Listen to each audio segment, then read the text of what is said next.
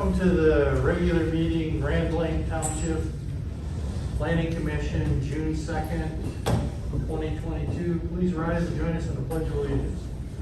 I pledge Allegiance to the flag of the United States of America and to the republic for which it stands, one nation, under God, indivisible, with liberty and justice for all.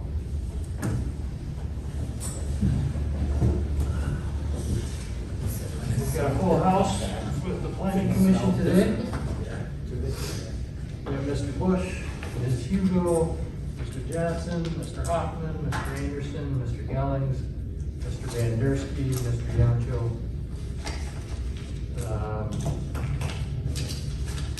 I said Hoffman already. You got me. Johnson. Yes, Johnson, Hoffman, Yancho, Hoffman, and Ms. Golden. And Planning and Zoning, we have Mr. Jeremy Smith, and also from, we have Mr. Matt Wojciechowski from Gifford Webster. Anybody that's here from the township? All right. First item on our agenda is approval of this evening's agenda. And I think we want to make one change on there at least. What we'd like to do is switch items 6 and 7 so that we can go through the special land use permit first. I'm going to have to sit here all evening while we go through some of our text amendments.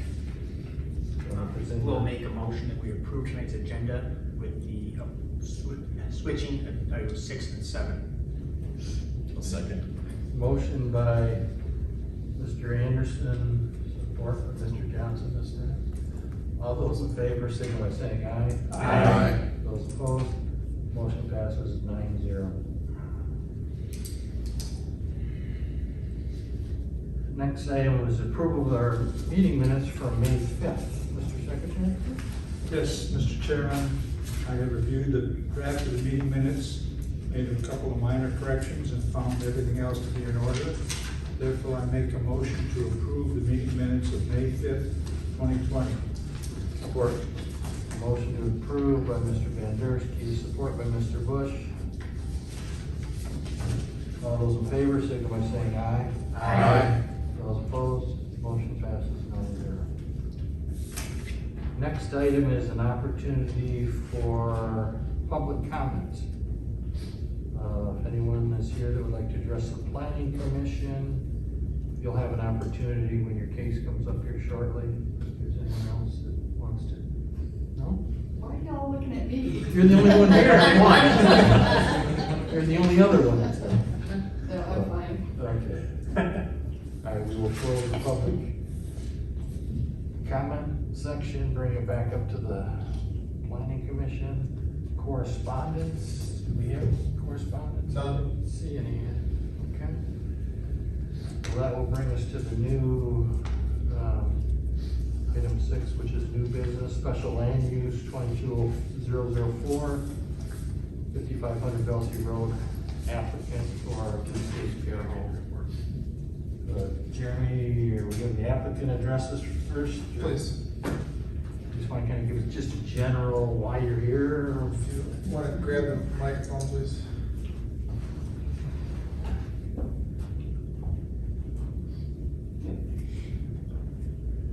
I wasn't prepared for that. Okay. I had. Is that turned on? Hello? It's on. It's just low. Okay. Can you hear me? Yep. There we go. Okay. I am basically just, trying to. Oh, excuse me 1 second. Forgot to mention your name and address, Oh. please. My name is Tara Turbush, and I reside at 5500 Belsey Road here in Grand Blanc. Thank you. And I'm here today. I've been a family daycare for 8 years, I think, about. And I'm trying to expand due to the need for childcare in our community.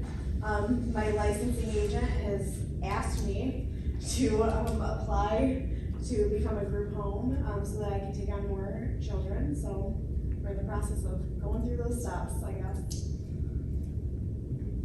And you need a special land use in order to make that step up? right? Yes. To go from 6 to 12? Yeah. Maximum, right? Yep. Okay. Anything else, Jeremy? Ms. Bush has met all the requirements. Unfortunately, there was a piece missing. My review is missing on your packets. I don't know what happened to that, but basically they meet all the requirements in the zoning ordinance. It's just a formality that they're here today. Get the group daycare home to get up to the 12 children. They meet all the requirements per our zoning ordinance. So in the package shows where you're going to have dedicated play space. It's fenced in, right? Is that currently fenced or not? What's that? Is that currently fenced, this area, or is this something? Right now, there is a temporary fencing in there, but upon approval, we plan on putting a privacy fence in around the play area. Any questions, Mr. Yaga? In looking at the plan of the building itself, is there more than one access from the basement egress? Yep, there's an egress window and there's 2 staircases, so you can access it from either side of the stair, or either side of the house. That's all I got. That's my exact question. Oh, I'm sorry. Go ahead. Stole my thunder. No, I'm good, thank you. There's actually 3 egress windows, right? Yeah, technically, there's all kinds of ways, yeah, that's like a trade. Okay, so you have a plan for that? Yep. Okay. Plan doesn't need it all the details. All right. Mr. Chairman, Yes, Mr. Baker. a question to the young lady. I know you have a above ground pool there. Yes, sir. Is that adequately fenced so that young kids can't just run in there? Well, the play yard is fenced in, so they can't get out of the play yard to get to the fence. And then the sides of the pool are 52 inches. So, Okay. no, there's no access to a ladder or anything when it's not used. Well, during daycare hours per my licensing. It can't be accessible to the children, All right, thank and you. they've already approved that.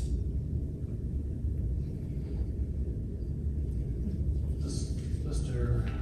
Jeremy, with this being a special land use, do we technically have to have a public hearing?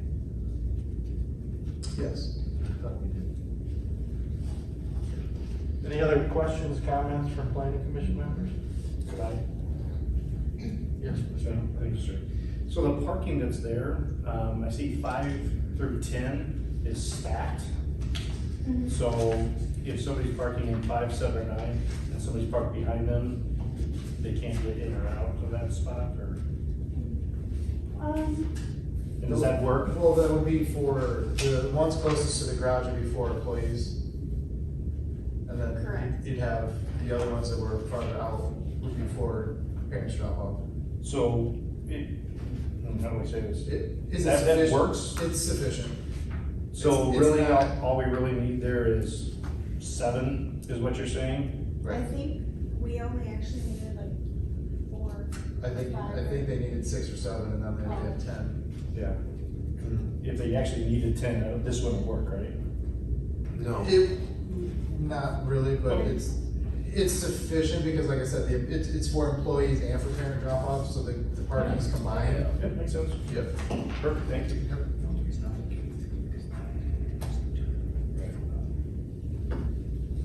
Anything else from planning commission members? Is the fence required? Or is that something that we need to be? It's required through the township, not through Okay. licensing. All right, that answers my question, okay. No other questions? Then we have to have a open up a public comment again for anyone that would like to comment on this special land use request. We'll do that now. Anyone would like to speak? No? Okay, we'll make it back up to planning commission members. What do I want about this in the house? Yeah. I'll be for it.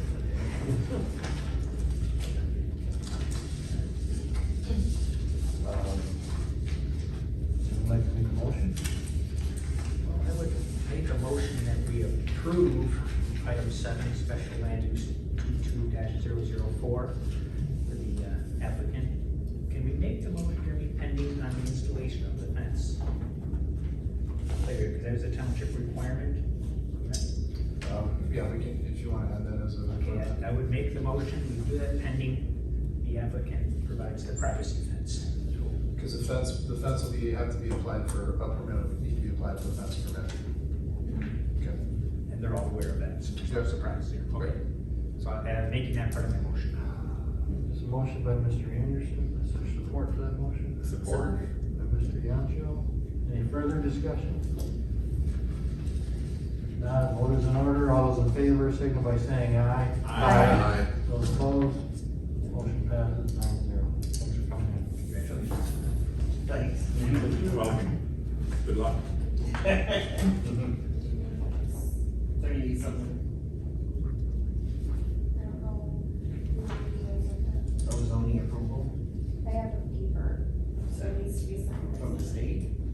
That's for licensing. Is that for you? Do you want me to, does it say who it needs to be signed on? It just says, signature of zoning authority. To me? All eyes turn to you. Well, until the fence gets applied for and put in, I can't sign. 'Cause Okay, the- can I give it to you? Yeah, yeah, I'll take it. Okay, it's got right here. Yep, that's good. We'll figure out the. Thank you. Thank you. Thanks, guys. All right, next item on our agenda is text amendments, discussion. You're okay. Sorry, we got it. All right, so You're okay. I am over back here, everyone, so hello. It's a little different, but I'm gonna just kind of continue our conversation that we had in it was March or April, I believe we last saw you. Yep, April. Regarding some of the text amendments that we've been working on with staff to kind of clean up the ordinance and allow, we've heard from the development community and from the residents within the community about some challenges in the ordinance, so we're trying to work with them and bring some standards to you to kind of find a middle ground. So this memo goes over 3 proposed text amendments to your current zoning ordinance, and I'll just kind of go through them. So the first one, working off of our memo dated May 20th, 2022 here, by the way. Page 1, at the top we list the 3 amendments that we're proposing here for discussion and consideration. The first is to increase the maximum building height in the I-1 light industrial district, and that would be a 10-foot increase from a maximum of 40 feet to a maximum of 50 feet. So that was number 1. Number 2 is considering allowing mini or self-storage units as a special land use within the neighborhood commercial district. And number 3, we talked about a little bit in the previous meetings, and we didn't have any language for you, but discussing reducing the 50% offset requirement for attached single-family units. And then we've also included in that language some additional design standards for multifamily units within the LDM, MDM, and HDN districts. So I'm going to go through these one at a time. I'll read you the proposed language and then open it up for comments. If there's no major concerns of the Planning Commission, then I would anticipate these would be set for a public hearing for next month. So that's kind of the goal here. So number 1, proposed changes and considerations. Building height within the light industrial I-1 district. So this change would provide additional flexibility for the industrial districts. The setbacks currently are currently 50 feet or the height of the building when abutting a residential district. So it was thought that it would be sufficient that with a 50-foot setback, a 50-foot building would not be too much of a burden on the neighboring properties. So that one, and I just heard from some of the industrial buildings that have wanted to go in, kind of looking for a little bit of extra height there. So it's not increasing the number of stories, just the maximum height of the building. And I believe we did have that request on the one we just saw last month for site plan. Yeah, the site plan review the last month, that was a contingency that we get this change to have their approval, yes. So if Any further discussion with the planning commission? Anybody have an issue? I don't think I have an issue, but we don't have to be concerned about fire equipment and raising this is gonna put them out of their comfort zone. All of department heads have already had a look at this and they have no issues with it. Fair enough, thank you. Any question? all right, hearing So the actual changes, 40 to 50 feet for max. I mean, okay, so that's the only change? Correct. And that would only be for the light industrial district. The other industrial districts have separate height requirements. I'm glad you started with an easy one.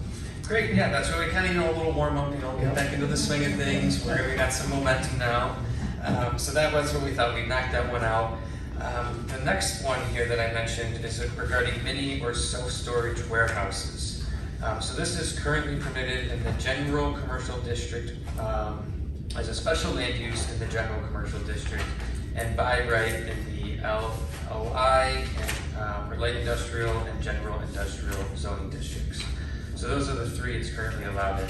It has been suggested that providing access to storage units from neighborhood areas may be consistent with the intent of the district because they're generally closer to residential areas. So we're asking the Planning Commission to discuss whether allowing this use should be restricted so as not to replace needed goods and services from the district area. So we've provided some language that would allow mini or self-storage warehouses in the neighborhood commercial district as a special land use, subject to some additional standards that the other districts would not be subject to.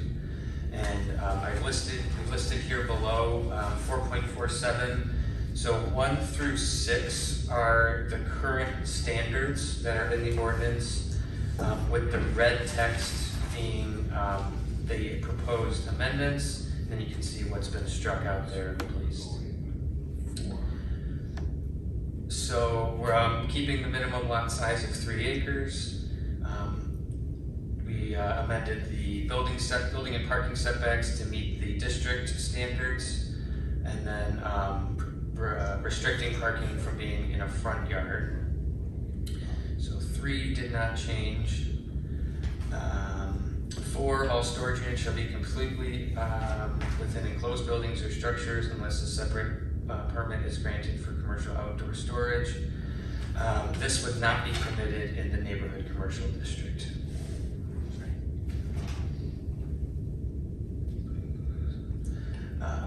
In the general commercial I1 and I2, that's where we would allow for the residential manager, so that would not be allowed in the neighborhood commercial district.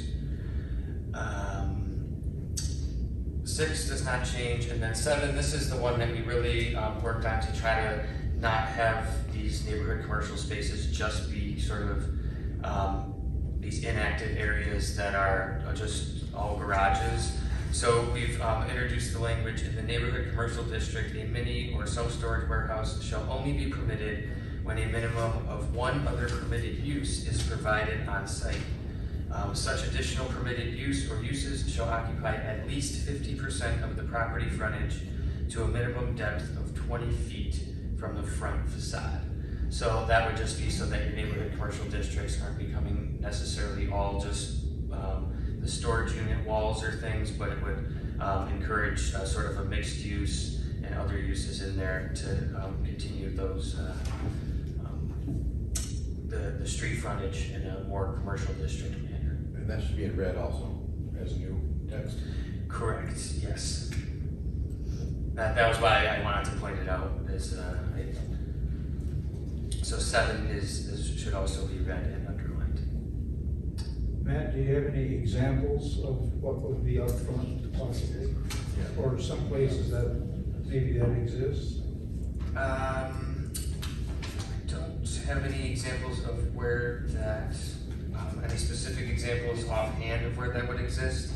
I know we've seen some other proposals in other communities, but essentially it would allow for all of your neighborhood, as I mentioned, the permitted uses, which would be professional and office type uses, retail establishments up to 20,000 square feet, banks and financial institutions, personal service, restaurants, and then just kind of your general business service, computer services, rental and sales and video, daycare centers, community facilities, places of worship, essential services.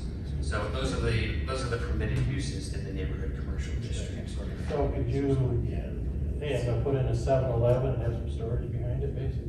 Essentially, yeah, that would be if you picked one of these. I don't, yeah, that would fall under that, obviously, if it doesn't have, as long as it's a permitted use, that it could allow for maybe a little bit more flexibility along the rear and, you know, sort of other portions of the property, but limiting, making sure that at least 50% of the facade is one of these permitted uses, so that trying to find a balance there. I guess there's been a few requests to do just storage, but we didn't want these areas being completely dominated by storage units. So, but no, I apologize. I didn't bring any examples of where that is. Are there any existing examples? Is there currently, most of our neighborhood commercial is not a huge lot, it's not a big lot. Is there a maximum square footage building that can currently be built on neighborhood commercial? Maximum square footage. Is that retail? Anything you say. Neighborhood retail. By right. Let's see. 20,000 for retail. Good question. 60,000 by special land use. I'm just wondering, would we be allowing 100,000 square foot of mini storage on a property that wouldn't be allowed to have a building nearly that big? Well, in that case, they would need to have 100,000 square feet of another use, which I think you're starting to get to. I don't think there's any neighborhood commercial clusters that are quite that large. But if that's something you wanted to, No, I'm just trying to see what we might be opening up to, that's all. yeah, no, absolutely. That's so it would be the maximum building height is 20 feet or 1 story, so you wouldn't have the stacked storage units or anything like that. I don't see any maximum. As Jeremy mentioned, the retail uses are at 20,000. So if you felt comfortable capping this at 20,000 or even 10,000, so that it could be sort of, that's the only maximum size that we have to go off of for this district. Just open up the plan. Yeah.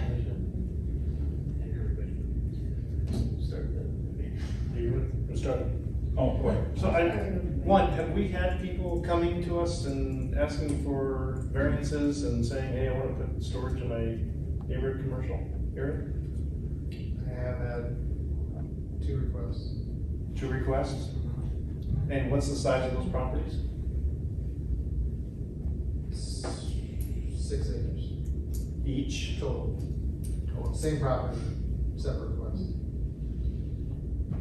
So we've had one request, one. Two different developers on the same property. One property. One property, this is that they're focusing on, yes, but 2 different developers essentially trying to do the same thing. And do we have a vacancy of other opportunities to put this in what's already properly allowed? In general commercial, Yeah. Or light industrial, or where it's already? I mean, our light industrial is fairly built out, except for Mr. Yancho's whole property. you know, we're trying to get more residential, this is more of a residential, even though it's commercial, the residences use these storage units, so we're trying to bring those in and give them an opportunity to have, I mean, storage units it's a big business right now. People they're full. Anybody that I've had since I've been here, I've had probably a dozen requests to put in mini storage all over the township. And they just either couldn't make it happen or it wasn't the right zoning. So this opens the township up to have more leeway to approve mini storage. There's also, there's vast other reasons why we have neighborhood commercial, there's other needs for that. I'm just worried that what we have earmarked for inventory for neighborhood commercial then will be taken up because everybody wants to put these type of things in there. Well, and that's why we have the set standards where they have to have, basically, we don't wanna see the mini storage in neighborhood commercial, we wanna block the frontage with some kind of commercial.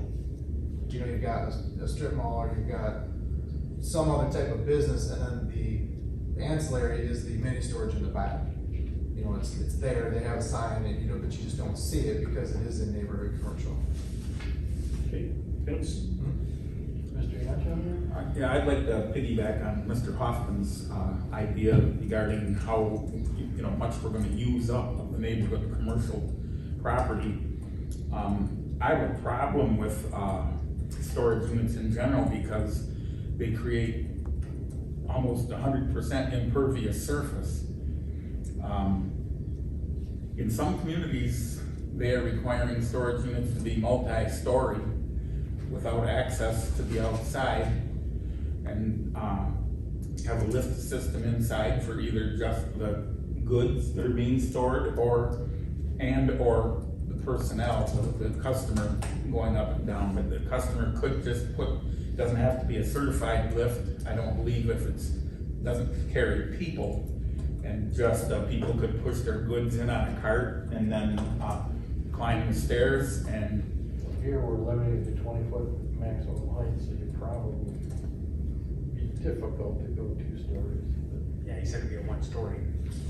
1 story would be the maximum on this particular permanent crap. Current proposal. well, if we're gonna have them take up 3 acres, but instead, all that pavement to access all these different ground floor units, it seems to me like we could exceed the height requirement and put in a multiple story unit with the right facade. Yeah, then again, do you want 2 stories in a neighborhood commercial? I was gonna say, Mr. Chairman, I think that would be more appropriate if we did in a commercial or in an industrial setting. I don't think neighborhood commercial is the appropriate setting for a multi-story mini storage. I like the idea of doing that for future mini storage, but for neighborhood commercial, I don't think that's appropriate. I guess then I don't think that self-storage is a good fit for neighborhood commercial myself. Mr. Chairman, I kind of want to follow up on what Mr. Yancey was saying as well. If we allow these storage units in neighborhood commercial, we're basically crowding out other neighborhood commercial uses. And I took a look at the zoning map, and we don't, the amount of land zoned for neighborhood commercial was pretty small compared to what would be, light industrial, general commercial. So, I just don't see why we would want to make this change. And by allowing, obviously, it looks like if we make this change, we're gonna have some applications come in for, storage units in neighborhood commercial. And I would like to see if there's vacant neighborhood commercial available, that it's for, small businesses and, exactly what neighborhood commercial contemplates. So, get some mills around, storage units. Good, Mr. Bush? Thank you, Mr. Chairman. I guess just to piggyback a little bit, you know what, we do have not a lot of neighborhood commercials, as everybody said. That being said, how much movement have we seen recently in neighborhood commercial? These lots are sitting vacant. and we're having apparently developers interested in developing in our community in a neighborhood commercial setting, where we lack other developers coming in. There's, what we have is just sitting vacant, not and sitting stagnant right now. I kind of like the idea, if we do allow it in the neighborhood commercial to, you know, not just say, okay, we have a site plan, we're gonna blanket this with mini storages. We're gonna hide them. So they're gonna be behind a business. You know, I don't like driving down the road necessarily and seeing a bunch of small buildings with garages either. And if these can be hidden, I think that's an improvement to the township. So I'm for it. I think it would be a great idea. And I'm also all for expanding the, you know, it would be nice to see in other districts, in the industrial commercial district, to allow mini storages at 2 or 3 stories. You see some of these facilities that have heated and cooled. There's a need for that. Thank you. Mr. Anderson? Yeah, I'm over here looking at it and kind of drawing a picture, to make sure I understand it. So the front line of the property faces, let's say for example, site cluster here. 51% of my property has to be some other neighborhood commercial use, restaurant, store, whatever. 49% frontage can be the mini storage. Is that how I'm reading that correctly? Correct. Okay.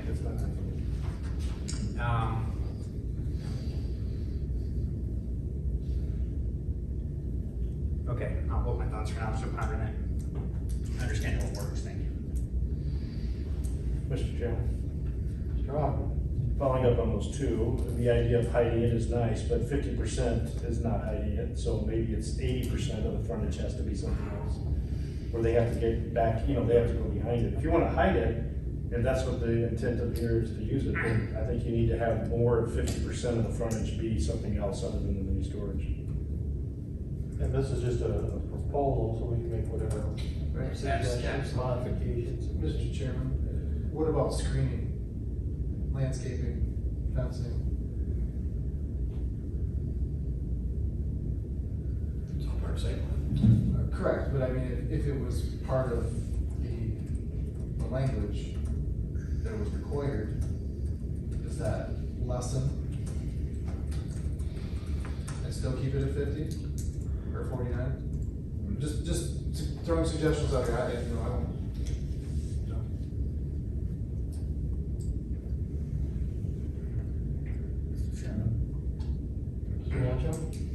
I still don't like the idea of multiple, of mini storage in neighborhood commercial, but there is one neighborhood commercial building that I'm aware of in town that does have a pretty good appeal, I guess, or curb appeal maybe, and that's Baldwin Road Storage.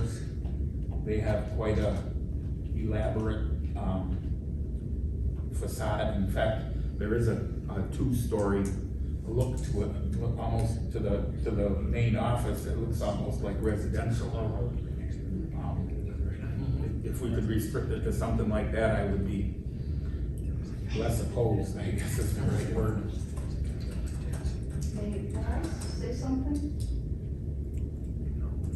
Consider maybe the crime aspect, Pardon me? maybe consider the crime aspect. Current storage is well lit in Camwood. You have buildings back, hidden in the back. I mean, like crime. Excuse me, would you please state your name and Well, I address? didn't, I wasn't sure what you were gonna discuss, otherwise I would have brought it up in public. My name's Elaine Kilborn. My mailing address is 3103 West Thompson Road, number 182 in Fenton, Michigan. But I am a Gray Line resident. Thank you. Just wanted to get you guys in the idea. Anyone else? All right, I'll make one comment. I can't say this is gonna happen everywhere. Maybe this was a one-off special thing. It was not in Grand Line Township. It was in a community very, very close to us. There was a self-storage unit in a neighborhood commercial facility right next door to a restaurant. And my father-in-law was using a storage facility for storage, moving it out 3 different nights. There was a guy living in one of the units. I don't want that in neighborhood commercial. I'm dead set against this, period. I mean, that could happen anywhere. I know it could, but I don't want it to happen behind the applicants. That scares me. It's uncomfortable, so. Mr. Chairman, Yes, Mr. Van Der Steen. to Larry's concern, but could that be something that's stated in there to not allow that? I think it's stated in all, when you sign a lease for a storage, it's stated in all, but I can lie to you and sign it anyway. Oh, but, Mr. Chair, it's stated. I guess I'll piggyback on that comment. Unfortunately, in this country, we have a huge homeless problem. Yeah, I agree. Now, it's not, I haven't seen it much here, but other places, I travel in the south and out west, it's huge. It's also something we can't stop. There is nothing any of us can do about vagrancy. That's a zoning issue, that's a code issue, that's a policing issue. I mean, we could stop every development if we were worried about homelessness. We just can't stop it. It's impossible. And I mean, that's my 2 cents. Jeremy, with, I guess, keeping the piece of property in mind without necessarily revealing the property, is this something that would be potential for rezoning? The current property that someone's trying, because it sounds like it's a decent size of 6 acres. Would that be eligible for that? Yes. I think that would be a better solution. It's a thought.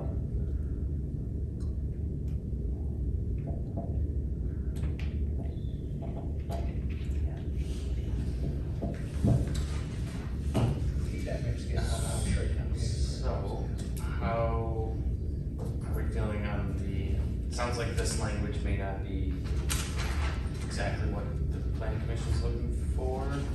Correct. So if you wanna take a straw poll type of, we go back to the drawing board, is this a no-go? I think a little direction. I've got here, some potential facade or design standards, looking at potentially increasing the amount of neighborhood commercial that would be required along the frontage. Those are 2 of the sort of suggestions I've heard to improve this. We could look at how many other places in the township would be eligible based on current zoning in the GC I1 and I2, how many places there are available for this use, so you would sort of have a sense of that. Or we could just come back with some. I'll make a suggestion that we kind of take just an unofficial vote, and we'll go down the line, that are you interested in allowing mini storage in neighborhood commercial? And that way, maybe not the way it is proposed, or that makes sense, I get an idea of how the planning commission feels. Yeah, do we want to continue to work on this, or? It sounds like we got some issues as it currently is, but are you open to it at all, or say, no, I don't want it in that neighborhood commercial? So, Ms. Coulter? Okay, no, I'm opposed to allowing any mini storage in commercial. I'm gonna say no. No. Let's start the other end, Mr. Bush. How many no's we have? Four. Yes. No. Nope. So we're gonna Sounds like there is. scrap this one then. This is. Sounds like there's not interest from the planning commission in doing that. I guess that's why I'm suggesting if this is open for maybe a potential rezoning, that might be the way to pursue. Well, without revealing too much, I can't say, That's fine. yeah. I mean, there's. If the property in question is rezoned, would that open it up to a multi-story unit? It would have, potentially, depends what kind of rezoning, whether it's a. It won't be allowed to go to general commercial, let's put it that way. But the industrial uses, It's not permitted. be a spot zoning for this one Oh, we're yeah, talking about. Yeah. Okay, So they wouldn't even be allowed to go to general commercial. okay. Mr. Chairman, So, Mr. Mayor, did you complete the no's and yeses? I know Mr. Bush I said had- yes. But are all the others no? I was the last one, I was no. No, no. I said I had one. So eight no's, 1 yes. That was my tally. Okay. Alright, on to attached single-family dwellings. So this conversation came up, there was, I believe, at least one development that was looking to do some attached, single-family homes, and they did not have any products that had, a 50% or larger offset for attached single-family units. So, we were asked to look at some solutions to maybe provide some flexibility within the multifamily districts and for those that allow attached single family, of how they might be allowed to do some variation that would allow them to have less of an offset, perhaps in trade-off for a little bit higher design guidelines. And as we went into the ordinance and started looking at what design guidelines are currently in there for residential structures of multifamily or attached single family, we did note that the Tech Village has quite a, that's been obviously discussed and adopted in place for a while, has a pretty good base of standards for facade design. So what we did was we sort of took a step back and said, proposed the changes for discussion, that these standards would apply to all attached single family and multiple family dwelling units. So sort of expanding it to apartment buildings and those types of things to perhaps just bring up the level of architecture that's required in those, so that we're not seeing these 80 to 90% EFIS, just like low quality sidings. To try to,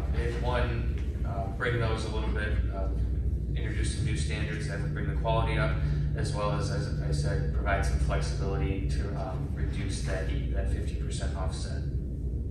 So we've come up with this list here, starting on the bottom of page 2, continuing through page 4.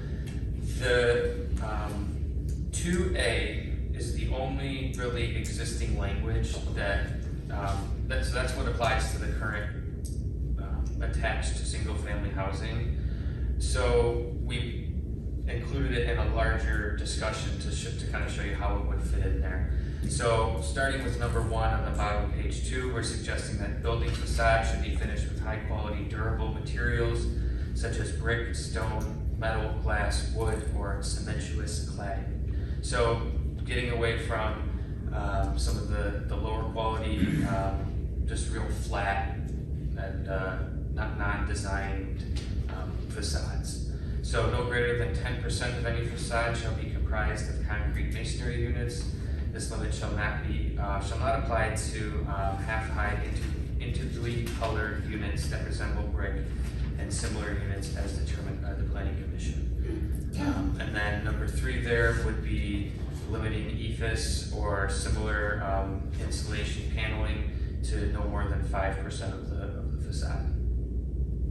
So, and again, these are standards that we pulled over from the Tech Village language.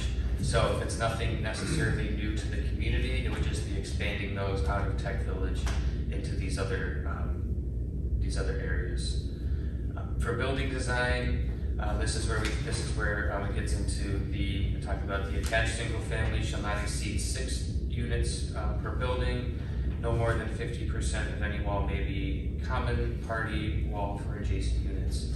And as our addition, we've noted the Planning Commission may increase the common party wall connection to a maximum of 80% if one or more of the following architectural features is included. So we've talked about alternating between 1 and 2 story units along those facades if there was only a 20% setback, so that would give them a little bit more architectural feel. A variety of entrance types such as stoops and porches. Attached unit buildings that include projecting and or bay windows in an alternating pattern. So again, just not the same repetition over and over. Garage doors are provided on the side and rear facades only, so you don't get just a big wall of garages. And then buildings demonstrate compliance with the remaining standards in this section. So then we go on to list, so B through G here again from your Tech Village residential design standards. I don't know if everyone wants me to read through all these, if you had a chance to read through them, but essentially it would just be bringing, as I said, bringing the standards up for not only attached single family, but also all of your multifamily districts as well. So does this now exclude vinyl siding? It's not mentioned, but I see. That could be added if you wanted that included in the no greater than 5%, or if you feel that vinyl has improved enough that it would be one of the high quality materials. Again, we just we're sort of starting with your own base language, carrying it over and opening that up for discussion. So, Mr. Bush. Thank you, Mr. Chairman. I guess I'll start the conversation. Back in 1998 was the first time I got on this planning commission. And there's a reason I did that. I worked in architecture for 10 years, and I sat at site plan review at Grand Lake Township and was told we had to put brick on a building, which I think was against the law. And at that point, I decided to throw my ring in the hat to get involved in the township, in townships. I am strongly against this township dictating building materials. Architects and people come to our township to start businesses and to build buildings. Not everybody can afford gold and silver. Not everybody can afford brick. So I'm just afraid that we are just taking 50%, maybe more, of people that want to come to Grand Blanc because we think we're better than everybody else and dictate what materials we want. And I think that's a shame. That's it for now. I don't think, I guess to a certain degree, I agree that we shouldn't be dictating materials, but quality materials should be. And I just, in my mind, was wondering, because I think vinyl siding has improved quite a bit. Yeah. And you can do a nice development, you can do a crappy development in vinyl siding too. So I don't know how we focus on quality development without dictating it. Like to get some other input. Mr. Chairman, one suggestion I may have is include the building materials not as a design standard, but as the basis for reducing that 50% common wall. So if we want to, as one of the ways that the planning commission could reduce that 50%, basically the 20% common wall. So if we had higher materials, you could essentially reduce that 50 down to a minimum of 20%. Where vinyl is okay as a standard building, and then, yeah, so it's a give and take. So if they want to have that reduced, then you have to bring up the standards to a higher quality.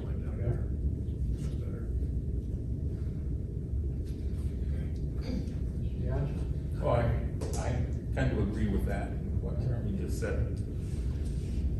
Mr. Hawkins? So as we were starting to read this, I did get a pit in my stomach of, you have to do this, you have to do this, you have to do this, this. Not even just the materials, but a lot of rules and regulations.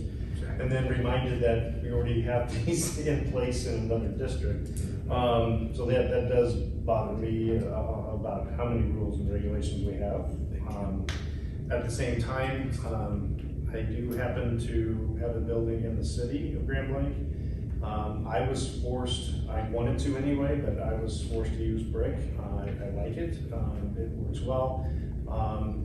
What I don't like is right across the street from me is I do have not great vinyl looking buildings that are sitting there.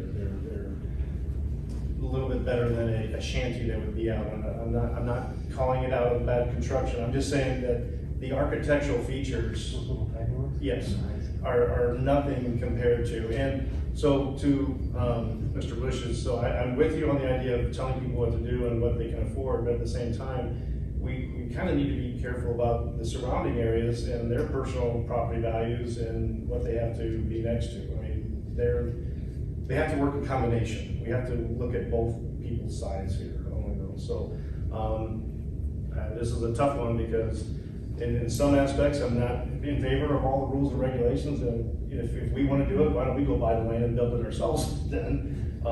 At the same time, there has to be some standards, you know, to be met for other property owners around. So to go into a flow, to have a community feeling too.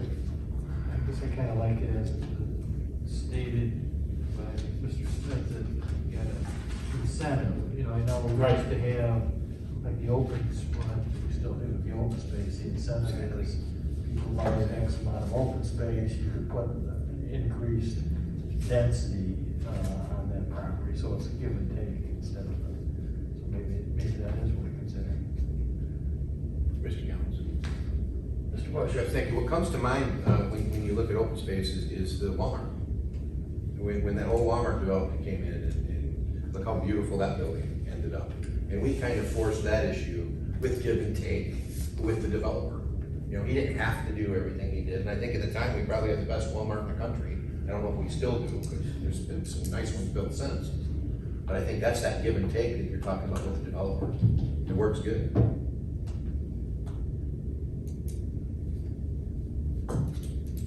Anyone else?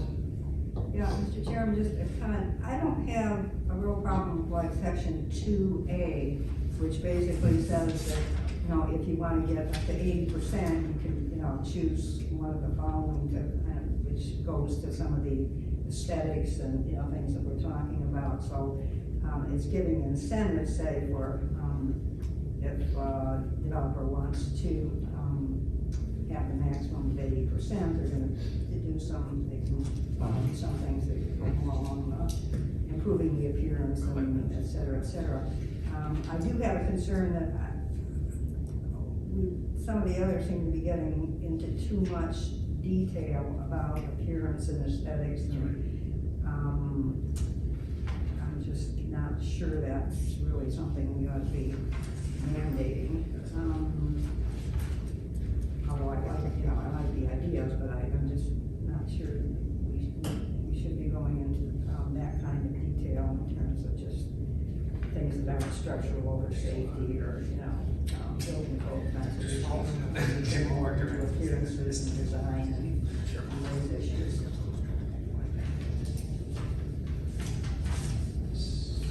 So I'm hearing we're gonna eliminate, not apply these to the multifamily districts, keep 2A, and would you like to see building materials and one of those items, or building materials as one of those 1 through 5 under 2A?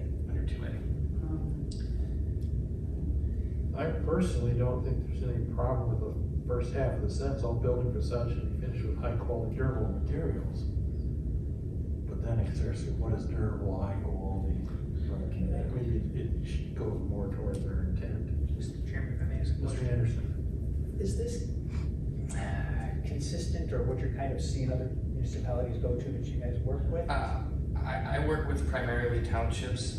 Every other township that I work in has multifamily design standards. That probably the least, I think, most of them require at least 50% brick, but this is very common to have multifamily design standards. That was why we sort of suggested it, because one of the recent developments that came in, we thought they could have done, they did sort of the bare minimum, and we really, is this, if that's what the, you know, we're just sort of opening it up, is that what the township wants to see? Just the absolute, you know, 100% vinyl siding with this minimum, no windows, no, or if that's what you would like to continue to see, then obviously we'll just leave it alone. But that was just trying to bring some institutional knowledge from other. Well, your comment is kind of exactly where I was going.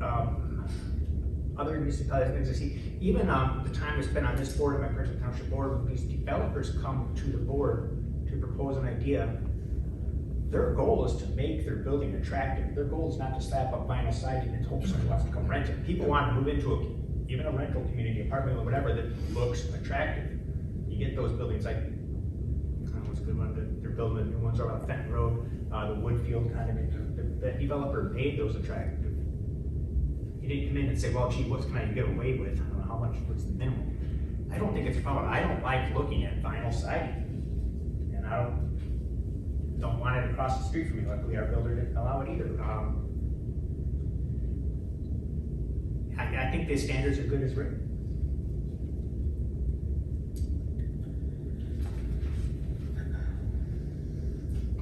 Yes, I like the idea of having some wording regarding intent of what we're looking for, without maybe being as specific. That's just personal.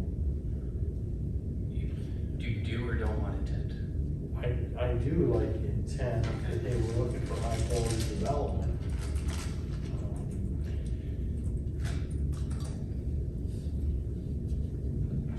Mr. Chairman.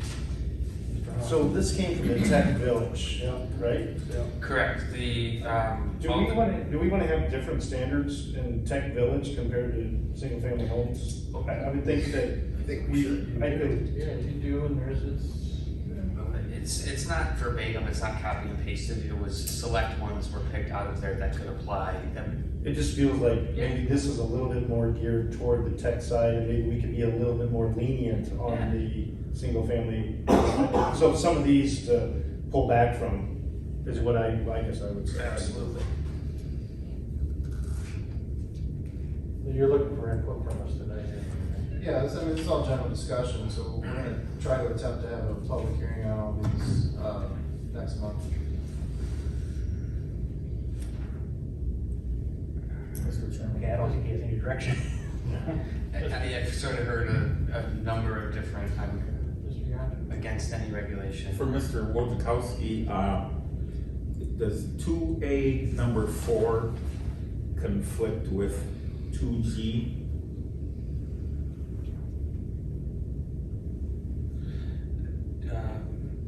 So the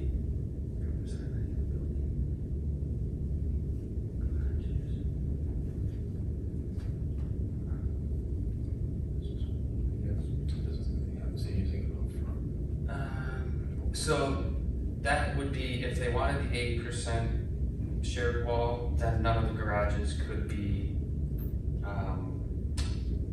facing forward. If they stuck with the 50%, then 30, then they'd still have to to apply it to G would still apply.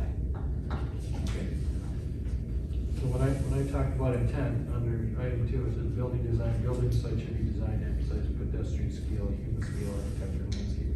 That's an intent. I like that kind of thing.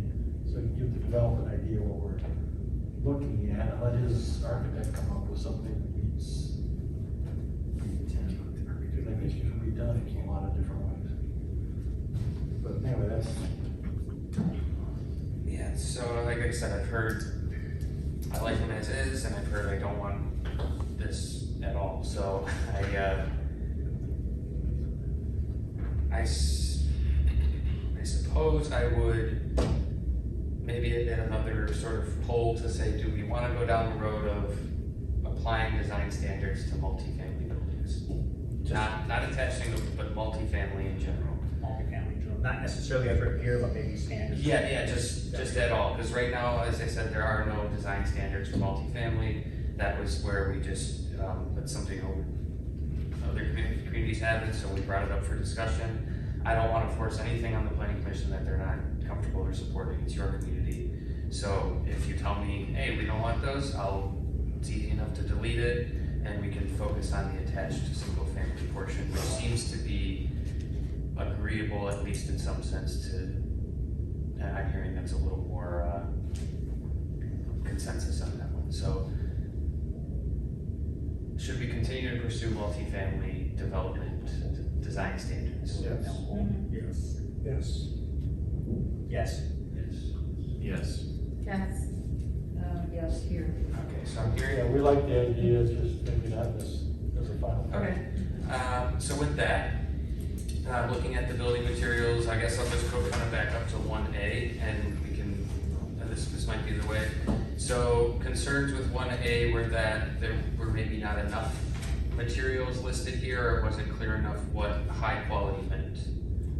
Is that?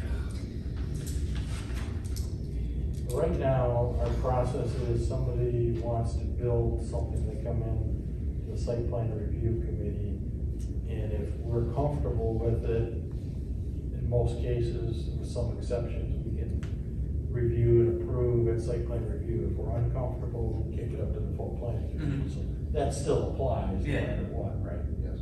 So there wouldn't be any change there, but there is a review. I just like, I've said it a couple times, I like general intent, what are you looking for? Because I think as it was mentioned, I forget who it was, that, developers looking to do something that looks good and so he wants to resell, his, development. But if we give him a little bit of direction, an intent standpoint, that's my personal. Mr. Chairman? Mr. Van Der Steen? Yeah, if we use the words high quality standards, we have to define that. You can't leave it ambiguous. You know, if somebody come in and they worked hard, well, that's not good enough. So I'm against using that word unless we can better define it. Absolutely. Let's just say such as. So that was what I was gonna say, the such as, and it gives that example, and then, I guess on the flip side, it does list the material, in this case, it's EFS that is considered, that's the one that's not, we're not gonna say is high quality durable material. So that was the way I think that this was drafted up. If you'd like some more language on high quality, then we can obviously try to clarify that a little bit more and add some more design facade types in there. Because there are, it's just really hard to kind of catch, because then you have someone who comes in and it's some sort of new hybrid material. So, and that's where we like to, sometimes it's hard to define everything, so that's where we say such as, and it gives the planning commission the leeway to say, and if everyone on the planning commission has the consensus that this subjective material is high quality, then it leaves it a little bit more in your hands. So that was, I think, where the, why that language, that's pretty common to see, as we said, that high quality such as, and leaving it a little bit open, but we're absolutely capable of defining that. Well, maybe a few more examples. Yeah. While I've got you all, does anyone have anything in mind that we didn't list that you think we should include in here? Because we obviously will go back and draw it, but I don't know if you have anything specific. Okay, That looks good to me. Silver. Platinum. Thank you. Well, I do remember we did our platinum and silver over there. I do remember a site plan review meeting many years ago. So it says, well, you just asked me, you want me to gold plate the outside of this building? I said, that wasn't our request. We kicked it up to the full planning commission and do the site plan review there if you'd like to settle down. So. All right, yeah, we appreciate your I guess help, experience that you got with other communities, and So- some big wording that you might say, hey, this really works well. Absolutely. Now, tying this in with C below where it says no greater than 5% of EFS, does the planning commission feel like just saying facade shall have a certain percentage of high quality and saying 50% could be brick and 50% could be EFS, or is that, or do you like the?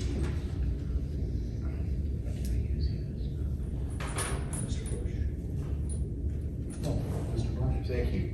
Again, when I read C, it says no greater than 5% shall be EFS. And I will just state again, who are we to decide EFS isn't good enough? I've designed projects with EFS that look kind of bad, and I've designed awesome projects with EFS. So who are we to say that that's not a nice, good buildable material? Paul, if I may say that, you designed some look really bad. I did say that. That's why we're trying to control it right here. That's the intent of this. Again, we should not be dictating what someone's building. I disagree. I respect that.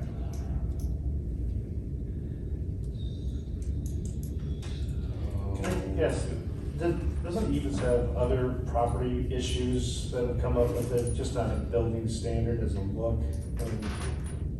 Don't they have trouble with mold behind it sometimes? I mean, is there more problems with that? There has been some moisture issues, water gets behind. Not installed properly, sure. Sure. True, anything. I have two buildings. Very easy. I hate it. So, It was used because it was economic. So I don't think it's just a design factor looking at it. Yeah, other times there's either maintenance or, other Well, issues. I think you stated in here someplace about not being used on a ground level because it could be damaged so easy, something can pick you in it. Yeah, so that's where you see sometimes the ground floor has to be brick and then above could be, so I just, We'll let you work your magic, how's that? yeah, well, like I said, we can absolutely come back with some refined, language for that.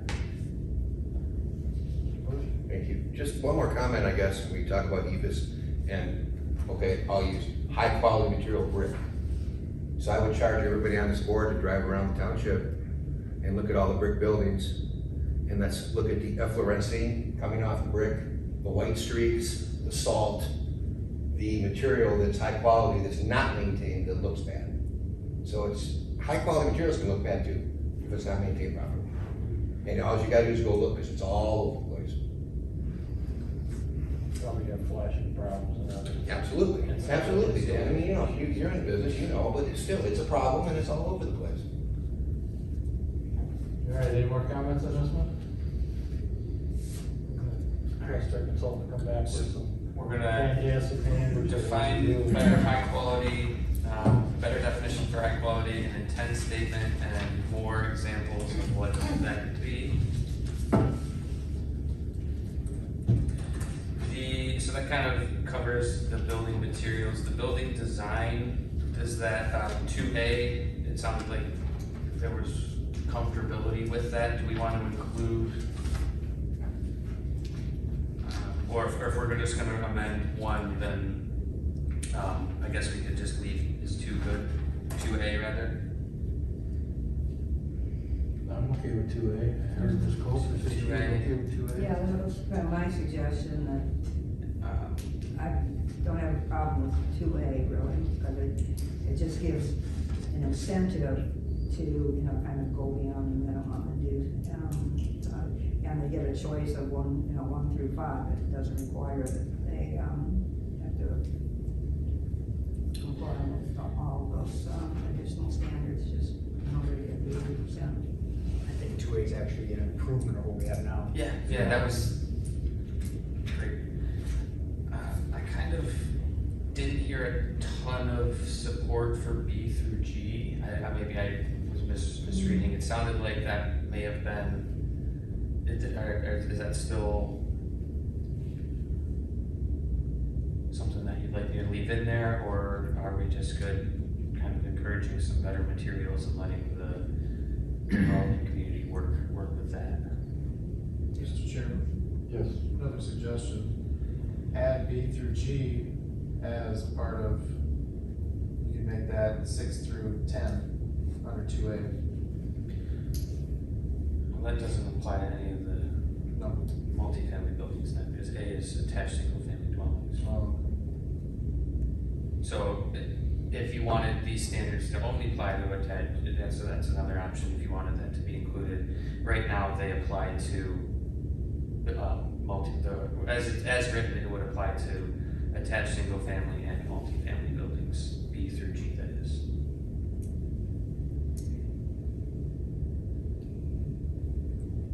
The foundation type we're looking at under D, concrete, stone masonry, the memo for 12 inches. Very specific. This would do 2 things, I guess. It would prevent slab foundations.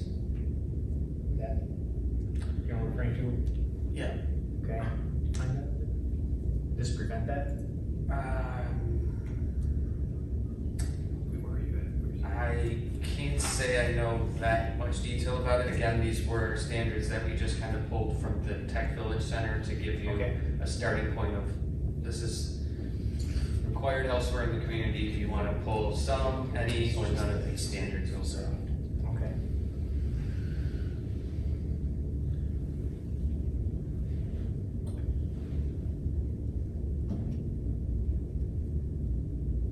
Yeah, personally, I would just get rid of G. I don't know what it really has from the way that I'm reading it. I can get rid of them all. I guess, does anybody on D kind of, The only thing I would think, D, if you don't mind, Mr. Chairman, Go ahead. is, I kind of consider that the weed whacker buffer, right? So, the edges of buildings, I've noticed that aren't masonry, or have some Okay, type you're of. saying, yeah, I was reading that as the actual one, say foundation support for the building. Yeah, it's more facade, I would say, than, Okay. that's the way I read it. Okay, okay with that. So you don't whack your vinyl siding and tear it up, right?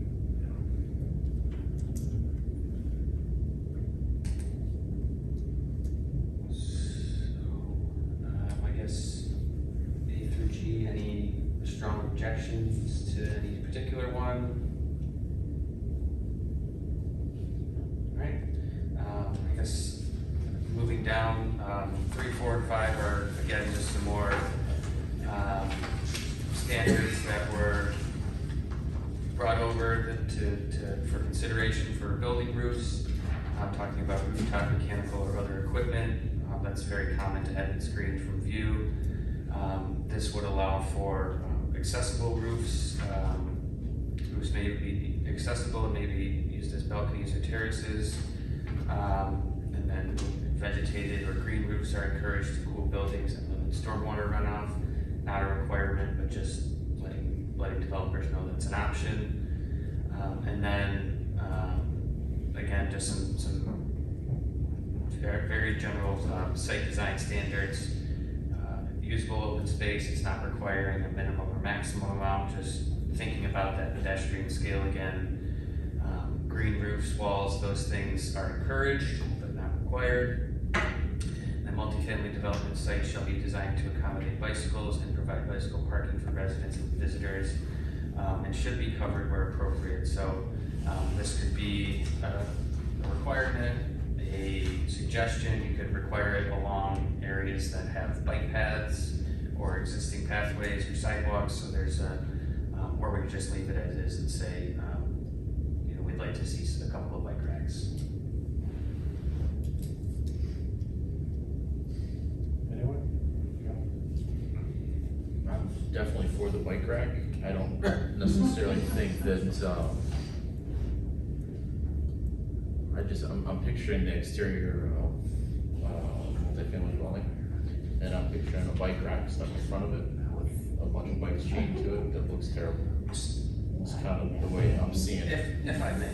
Go ahead. That's where I think the should be covered where appropriate. So like that would be potentially you could say, hey Peter, I would imagine this maybe the bike racks like where like sometimes there's little 5 visitor parking spaces tucked away in the corner.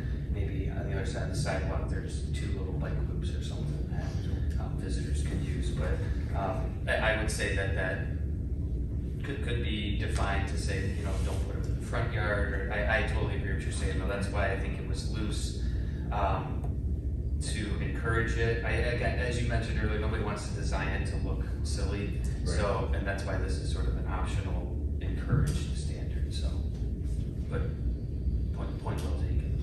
Mr. Hoffman, or Mr. Bush? Thank you, sorry, I gotta go backwards just a second here. On 2.7, the projections from buildings forcing the idea of balconies. Is this where if it's 2 stories and you don't live on the first floor, that a home is just all on the second floor? Is that what you're saying, that they're, you know, they should have some outside space to go to? Or if it's multi-layer, that I'm living on the first, second, and third floor, are you saying that they have to have balconies up there? And say multifamily dwellings 2 stories or higher require balconies attached to habitable interior spaces at a minimum interval every 40 linear feet, minimum area of 48 square feet. So I would say that would be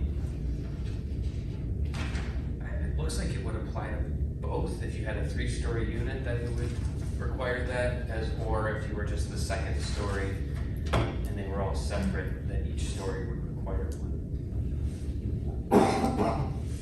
I think that was, that village look, going for a certain look, I think. Right. Yeah, And not being on, you'd have like maybe an office on the first floor, or a store on the first floor, you're living on the second floor, give these people some outside space up there, making that about.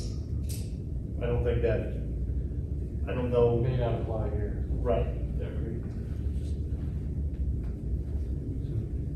I guess if you're only gonna inhabit one of the floors, I see the nicety of it. I just don't know if we need to force it, but I see the nicety of it. But if you're gonna be living on all three floors, I think it would be up to you whether you want a balcony on the, I mean, you can go outside on your first floor.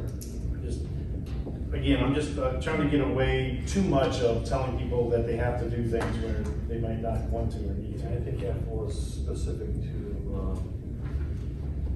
that village, Mr. Bush. Thank you, Mr. Chairman. Back to item 4, site design. A says it should be designed with usable open space for residents. Green roofs, walls, and other features are encouraged, and I like that word encouraged. Multifamily development sites shall be designed to accommodate bicycles, and I think it should be, are encouraged to accommodate, rather than to mandate it. Why don't we encourage them?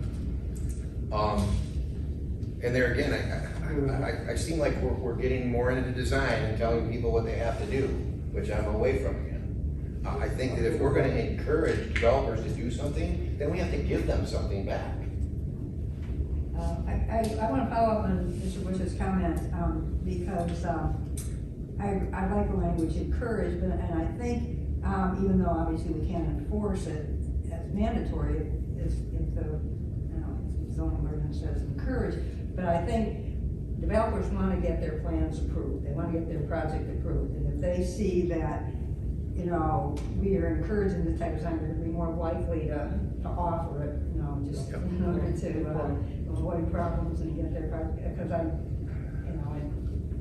can't think of any specific incidents, but it seemed to me having been on the planning commission for about 10 years, sometimes in the discussion, if we, kind of indicate that we would like to see some better design, better this, better that, they're willing to put that in the punt to get their project approved as quickly as possible. Mr. Anderson? Yeah, maybe I'm a little hopeful.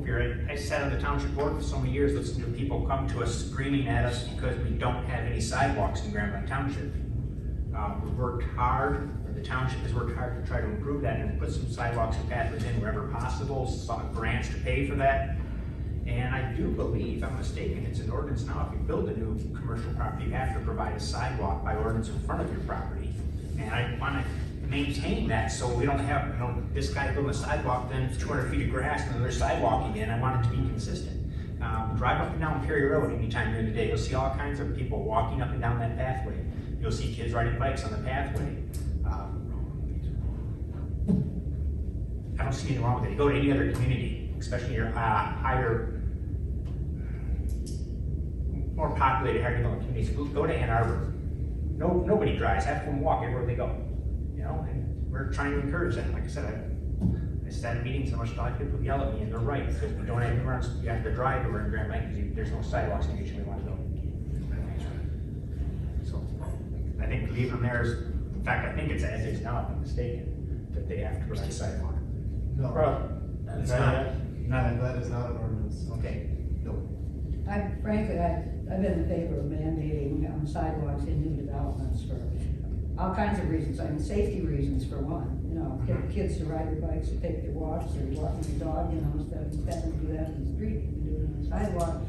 And then the an advantage of that is, more track, they're more appealing from one perspective. Mr. Chairman? Yes. It's encouraged throughout a development inside, yes, but along street frontage, there is nothing that requires it at this time. Well, we can take that up as a separate issue with Mr. Bush. motion. Thank you. I guess I'm gonna play devil's advocate here again, and in regards to sidewalks, you know, and again, I was two-term trustee also.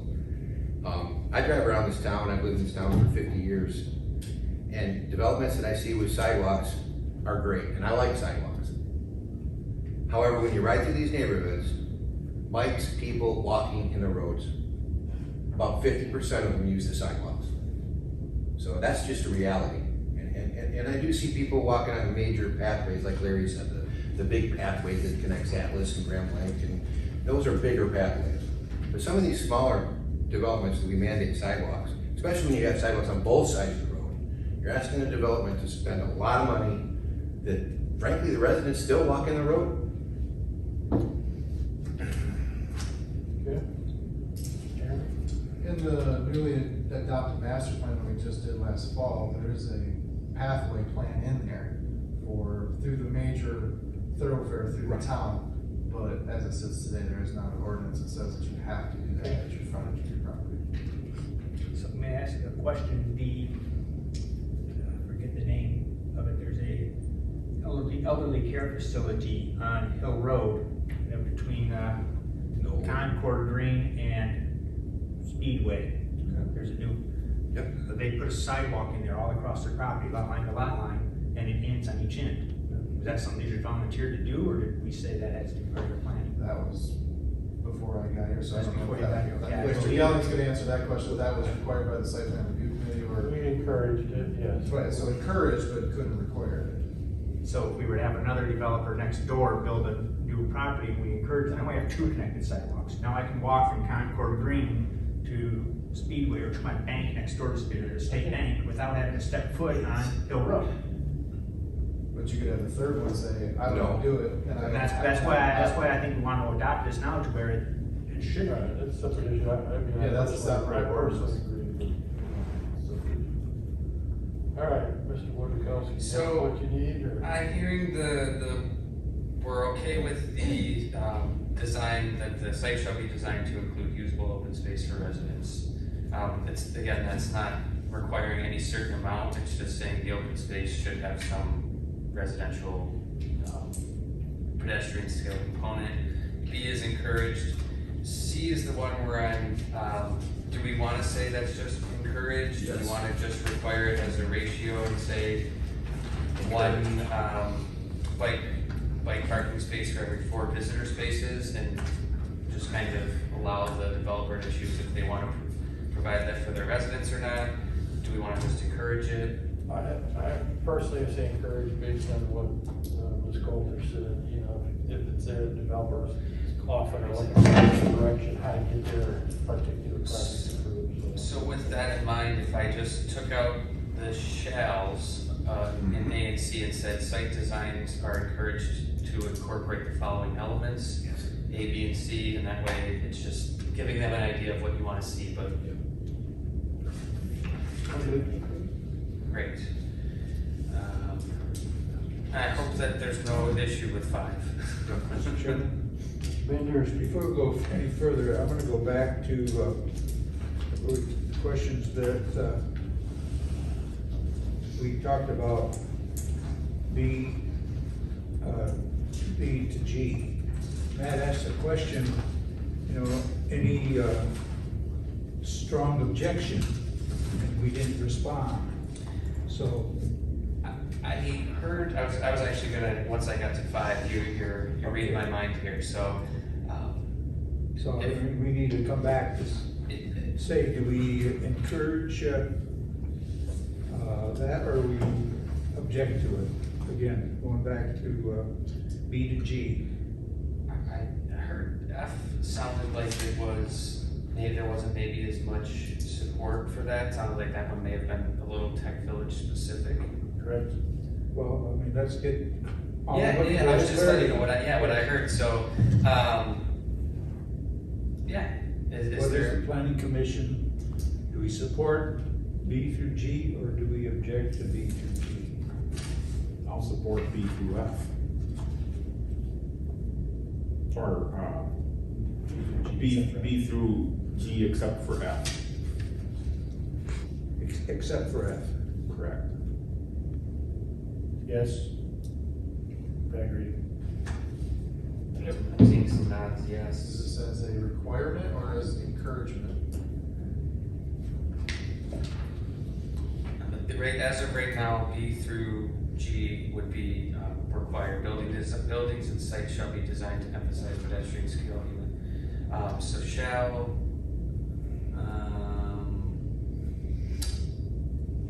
So yeah, I guess that's the next question. Do we want to encourage or require these standards? On F only, we're talking about right now. I was just kind of opening it up to B through G. Right now, the way they're interpreted would be they're required.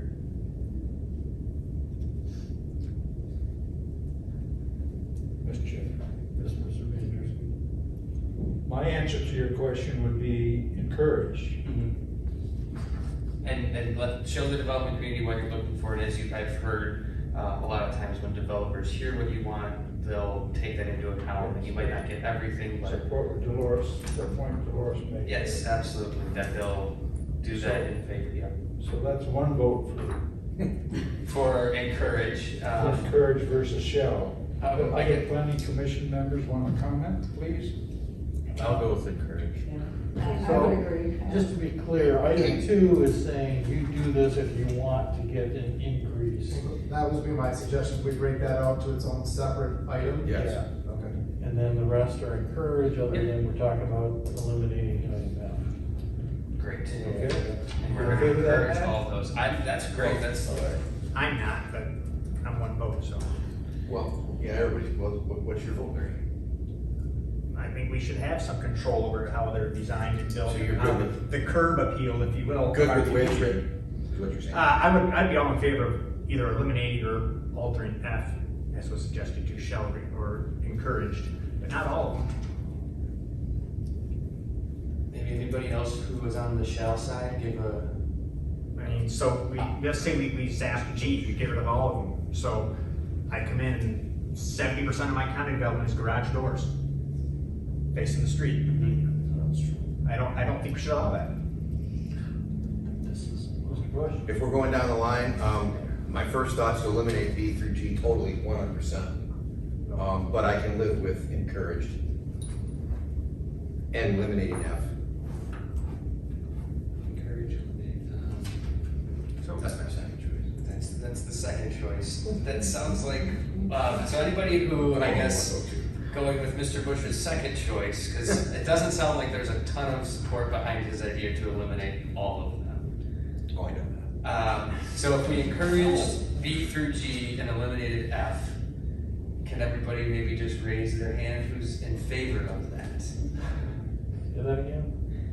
B through G, eliminate F, Encourage. and encourage A, B, C, D, G. So I'm seeing 4. Four. All right, what if we eliminated F and that was it? I've got 1, 2, 3, 4. You guys are, this is a great debate. Okay, so can I give one more? Yeah. B through E, encourage, F gone, G shall. Because that's the only one that we set up here that said, we What don't. for, Arthur Boutte? Well, because that's what was said, we don't want the garage, we don't want 70% of the garages up front, Yeah. right? So G you have to do. That's a home's got a garage in the front. Yes, okay. What? Mr. Chairman, Yes. if a subdivision came in tomorrow, they wouldn't have any of these standards. And 100% of the garages are in the front. Attached in multifamily. Yeah, What this is do attached we to do? multifamily buildings. So single family? So it's single family, okay, alright. These are not single family design standards. I understand that, but a single-family development has 100% of the garages facing the front. No, No. my neighbor's got less than Okay. half. Just can't be- What percent? It's more than half. Doesn't matter. Woodfield. Right. At least what you're married. The $1 million. Mr. Anderson? I just eliminate all these, because remember, they could build a square box with a flat roof and would be allowed, there'd be nothing we could do about it. They could build a square box with a flat roof, garages all across the front, and there is nothing they can do against that vinyl siding that blows off in the wind after 3 years and doesn't get repaired That's for not 9 true. months. No, we have, what do you mean that's not true? We limited all of that stuff. So they don't have to be vertical, horizontally articulated to avoid large flat expanses? Well, we're just telling how they can be flat.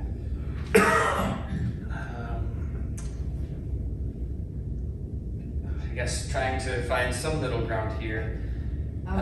Maybe we can break this up where we take our, tentative votes or whatever you wanna call it, for like 2A and then B through F and then G and do them separately. Yeah. I think that's good. I mean, I'm in favor of 2A, and then B through F as encouraged. I'm sorry. B through E encouraged. No on F and G, no. Anyway, take separate. Yeah, So encouraged that's 5, you're the 5th one on encouraged.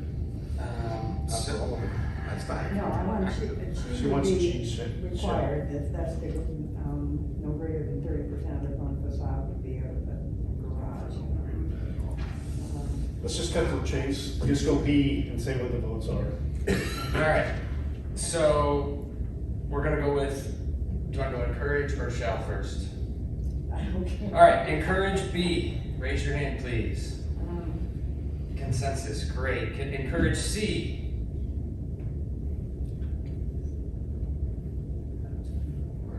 Okay. Sure, Amanda. Encourage D. I've got 4, 5. Encourage E. I've got 5 there. Eliminate F. Yep.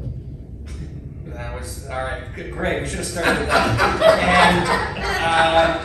And let's go encourage shall, or encourage G. Require G.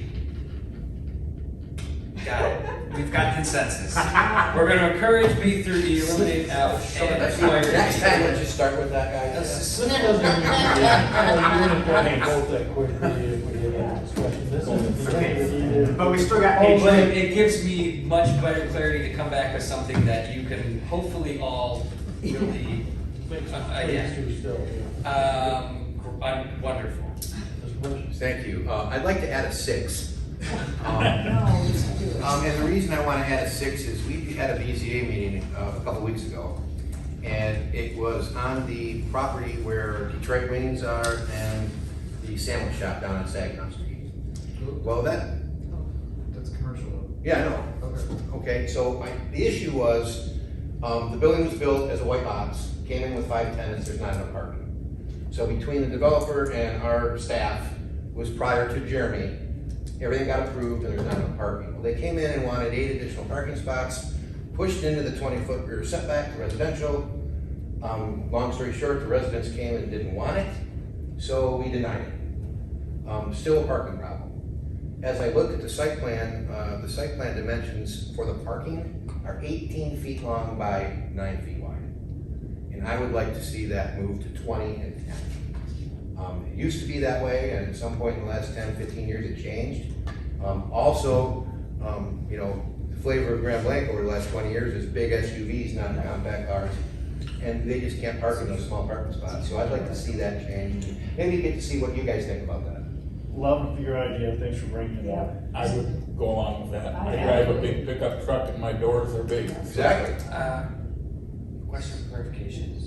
You mentioned adding that at 6. That sounds like just a separate Yeah, item. That's fine. Oh, yeah. That's So- fine. That's Alright. the board. That's why I said. Different conversation. Yeah. Yes, I agree with you. Yes. Okay.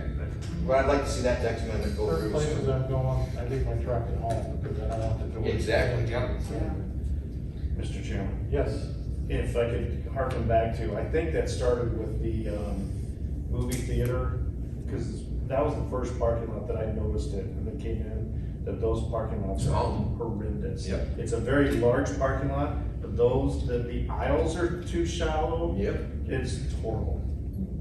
So, yeah. Well, we can bring an amendment for that for your next meeting. So Okay, excellent. Get your draft language and we can get that on in July. All right, you get what you're looking for, Mr. Woodville? It did. All right, good. Mr. Chairman, Yes. can I petition to have a public hearing for the I-1 and the parking spaces for July, and then more discussion on the other two that we discussed today. Absolutely. Continue discussion on the neighborhood commercial and, Neighborhood commercials. That was 8 to 1. He's not giving up yet. that's, Would you I would mind say this they slightly said they want help with it. north of this? Take the neighborhood commercial. But if you want to continue to petition your board, well, there's a lot of information. I'd like it continued as discussion. I understand you don't want to. Okay. Can we continue discussion on the other two items and then have a public hearing on the I-1 height addition and then the parking spaces at by 10 by 20? Is everybody okay with that? Okay, cool. That way we can push at least those two forward and then we continue with the other two. Great. So, I was gonna say, I've got what I need for, to bring you back some revised language to continue our discussions on this here, and hopefully we can get some consensus-ish.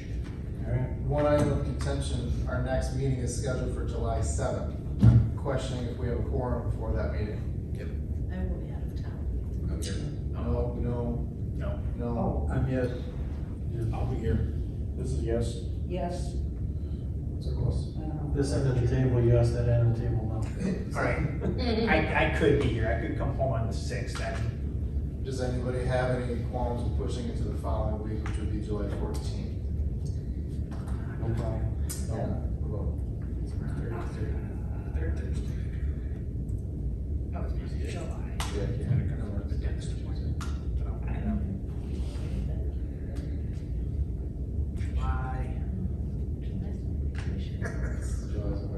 It is hard. I can be here the 14th. Sounds like we get a better chance. of I getting might one. So I got more consensus for the 14th over the 7th, yes? However we do the 14th, I can get some days to cover my other meeting. Okay. So you're okay? Yeah, I don't want to be the holdup on that. Okay. Alright, so can we make a motion to have the next meeting petition to move to July 14th to normal 7 o'clock, please? So move. Support. Motion by Mr. Yancho, support by Mr. Bush, to move next month's meeting to the 14th, second Thursday of the month. All those in favor, signify by saying aye. Aye. Those opposed? Aye. Motion passes 8 to 1. All Did I right. get 8 to 1? Just wanted to do that. Yeah. 7 to 1? Was it? It's Mr. Yancho. Oh, No, it Well, wasn't wasn't Mr. Yancho. Oh, is it? Okay. That's fine. Either way, it passed. yeah. Ooh, that's nice. That's funny. All right, I'm gonna move on to committee reports. Township board. Yes, sir. We discussed, the township has received a lot of complaints about subdivision roads lately, and the Genesee County Road Commission had 2 individuals come in and explain who's responsible for what as far as, subdivision roads and, what word am I looking for? Local roads, yes. And they gave a really nice presentation, and I know that there are a lot of residents in the township who are currently seeking petitions, and I believe there were probably 12 different subs, excuse me, that are waiting for estimates right now. Wow. $10,000 plus piece. That's how I got on board. My road is amazing too. And that's all I got. Anything else for planning and zoning, Jeremy? Which is getting. We just discussed moving on to the 14th. As of right now, the only thing on the agenda, will be the text amendments, public hearing, and more discussion on text amendments for July. We may have other things come up, but that's probably not gonna happen at this point, but, should be a late meeting next month. Okay. Zoning board of appeals, Mr. Johnson. Nothing substantial. site plan review. We saw Pine Hollow, you're combining 8 lots into 4 with the developer. They had requests for some very large homes to be built. They wouldn't fit on a single individual lot. Talking homes in the range of 12,000 square foot. Wow. Anywhere from 9 to 12. 3 million for one. Yeah. Can I use my own, please?